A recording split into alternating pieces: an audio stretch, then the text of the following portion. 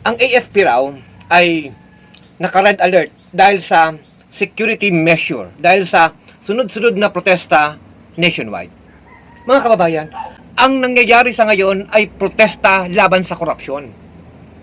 Mga kababayan, sino ba dapat ang pinagsisilbihan ng ating armed forces? Civilian dapat. Loyalty ba sa mga korap kesa sa taong bayang siyang nagpapasweldo? Gising tayo, gising. Taong bayan dapat ang pinoproteksyonan, hindi ang mga yudikabrang politikong walang habas, walang kabusugan sa pagnanakaw. Mula sa dugot pawis ng taong bayan, ang sinesweldo ninyo, pinapakain sa inyo, sa inyong mga pamilya. Dapat binabalik ninyo ang trabaho para sa mamamayan. Hindi para sa mga magnanakaw, hindi para sa mga korap na mga politiko, hindi para sa mga nagnanakaw sa pera ng bayan. Tigilan natin ang bulag na pagsunod.